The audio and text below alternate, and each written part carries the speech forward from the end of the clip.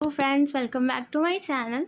आज का हमारा टॉपिक है इंट्रोडक्शन ऑफ मैनेजरियल इकोनॉमिक्स, यानी कि प्रबंधकीय अर्थशास्त्र क्या होता है, उसका परिचय।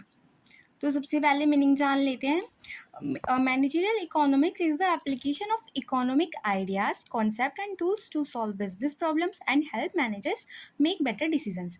यानी कि आप क्या करें, प्रबंधकीय अर्थशास्त्र का मतलब है आर्थिक विचारों, अवधारणा और उपकरणों का उपयोग करके व्यावसायिक समस्याओं को हल करना और प्रबंधकों को बेहतर निर्णय लेने में मदद करना। यानी कि आप क्या कर रहे हैं, आप इकोनॉमिक जो आपके पास थ्योरीज हैं, फैक्ट्स हैं, आप उनको यूज़ कर कर मैनेजर की जो प्रॉब्लम्स हैं उनको सॉल्व कर रहे हैं।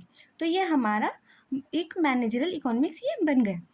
यानी कि आप जो कॉन्सेप्ट हैं, जो थ्योरीज हैं, वो यूज़ कर रहे हैं आप इकोनॉमिक्स की, और उनको यूज़ करके क्या सॉल्व कर रहे हैं, मैनेजर्स की प्रॉब्लम, ताकि वो बेटर डिसीजन ले सके, बिजनेस को बेटर चला सके। तो वही हमारा प्रबंधकीय अर्थशास्त्र कहलाता है। यानी कि अर्थशास्त्र की जो आपकी अवधारणाएं और उपकरण हैं, आप उनका यूज़ कर रहे हैं ताकि आप कौन सी समस्याएं हल कर सके, जो प्रबंधक की समस्याएं, जो उसको बेटर निर्णय लेने में, उसकी कार्य को सरल बनाने में प्रयोग की जा सकती है, आप उनको यूज़ कर रहे हैं। इससे क्या हो रहा है, ये प्रबंधकीय अर्थशास्त्र कहलाता है। यानी कि आप प्रबंध और अर्थशास्त्र दोनों मिक्स हो गए। उसके बाद डेफिनेशन ऑफ मैनेजरियल इकोनॉमिक्स, यानी कि प्रबंधकीय अर्थशास्त्र की परिभाषा। अब E.F. ब्रिगम ने प्रबंधकीय अर्थशास्त्र की परिभाषा दी है। It integrates economics theory with business practice to make planning and decision making easier. यानी कि यह आर्थिक सिद्धांत को व्यापारिक व्यवहार के साथ जोड़कर योजना और निर्णय लेना आसान बनाता है। उसके बाद मैकनेयर और मेरियम ने भी इसकी काफ़ी अच्छी डेफिनेशन दी है।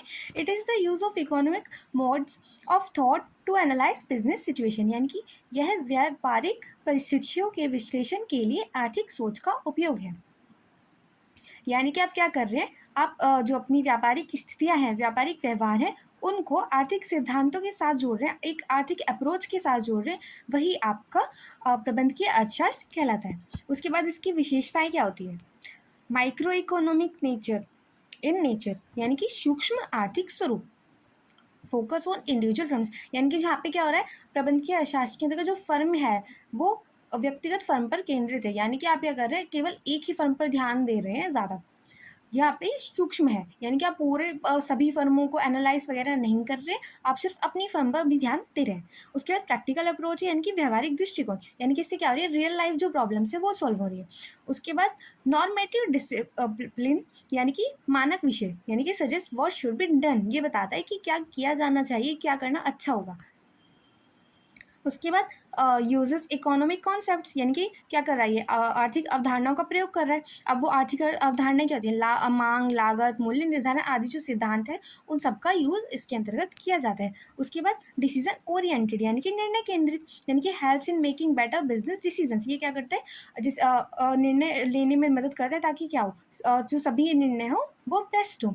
उसके बाद डायनामिक इन नेचर, यानी कि गतिशील, यानी कि जैसे जैसे आपके बिजनेस का इन्वायरमेंट चेंज होता रहेगा, वैसे वैसे आपकी जो स्ट्रैटेजी है मैनेजरियल इकोनॉमिक्स की, वो भी चेंज होती जाएगी।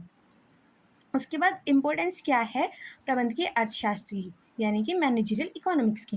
Helps in business decision making, यानी कि व्यापारिक निर्णय लेने में मदद करता है। क्योंकि आप इससे क्या कर रहे हैं, आप आर्थिक निर्णय अपने अच्छे ले पाएंगे, आप उनकी थ्योरीज पढ़ेंगे, आप अपने बिजनेस को बेटर बना पाएंगे, तो इससे क्या होगा, डिसीजन आपके बेटर होंगे। उसके बाद इम्प्रूव्स रिसोर्स एलोकेशन, यानी कि संसाधनों के सही उपयोग में सुधार करता है। क्योंकि आप अपने इकोनॉमिक फैक्टर को ध्यान में देंगे, तो उससे क्या होगा, आपकी जो संसाधन है आप उनको भी अच्छा यूज़ कर पाएंगे। Guides pricing and production policies, यानी कि मूल्य और उत्पादन नीतियों में मार्गदर्शन करता है। क्योंकि आप क्या कर रहे हैं, सभी फैक्ट्स को ध्यान में रखकर चल रहे हैं, तो उससे क्या हो रहा है, आप अपने जो आपका प्राइस है, जो आपका प्रोडक्शन है, उससे जो रणनीति है वो भी अच्छी बनाएंगे। क्योंकि आप क्या कर रहे हैं, सारे डिसीजन अच्छी तरह से ले पा रहे हैं।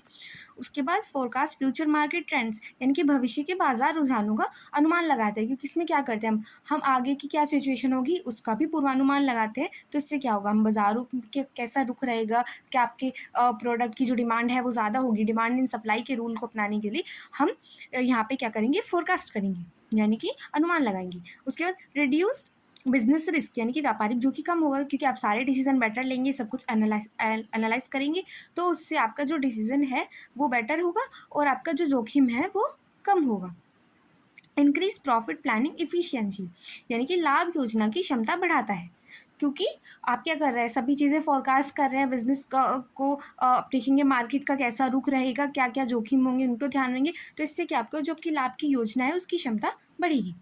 उसके बाद सपोर्ट्स लॉन्ग टर्म ग्रोथ, यानी कि दीर्घकालीन विकास में भी मदद करता है। उसके बाद आते हैं नेचर कैसा है, यानी कि इसका स्वभाव कैसा है। अब जो हमारा मैनेजरल इकोनॉमिक्स है वो साइंस भी है, यानी कि विज्ञान भी है और एक कला भी है।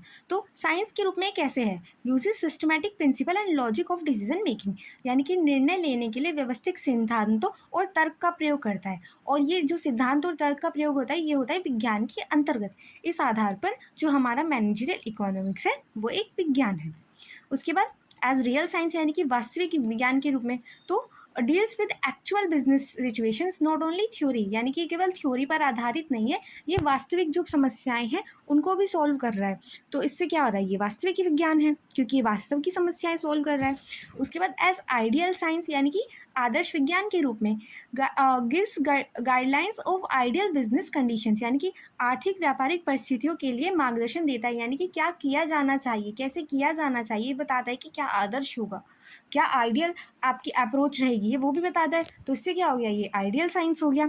और एज आर्ट, यानी कि कला के रूप में, require skill and judgement to apply theories in real situation, यानी कि असली परिस्थितियों में सिद्धांतों को लागू करने के लिए कौशल और विवेक की आवश्यकता होती है। तो जो आपका कौशल और विवेक है, यानी कि जो स्किल और जजमेंट है वो क्या है, वो कला है। तो इस तरह से जो हमारा मैनेजरियल इकोनॉमिक्स है वो कला के रूप में भी आपका जाना जाता है। अब उसके बाद इसके स्कोप, यानी कि क्षेत्र क्या है, इसके अंतर्गत क्या आप किस किस चीज़ का अध्ययन करते हैं। डिमांड एनालाइज एंड फोरकास्टिंग, यानी कि मांग विश्लेषण और पूर्वानुमान, इसका अध्ययन भी आप इसी के अंतर्गत करते हैं। क्या करता है, predict future sales for better planning, यानी कि जो भविष्य में जो बिक्री होगी आप उसका पूर्वानुमान लगाते हैं ताकि आप अपनी प्लानिंग अच्छी कर सके। तो ये भी इसके क्षेत्र के अंतर्गत आता है, यानी कि इसी के स्कोप के अंतर्गत आता है। उसके बाद प्रोडक्शन एंड कॉस्ट एनालाइज, यानी कि आप क्या कर रहे हैं, उत्पादन एवं लागत विश्लेषण भी करते हैं। इसमें क्या करते हैं आप, सबसे सस्ते उत्पादन तरीकों की खोज, यानी कि फाइंड चीपेस्ट प्रोडक्शन मेथड, कि किस वे में आपका जो प्रोडक्ट है वो सबसे सस्ता बने और अच्छा बने, यानी कि क्वालिटी के साथ कॉम्प्रोमाइज़ ना हो पर वो उसकी कॉस्ट कम हो जाए।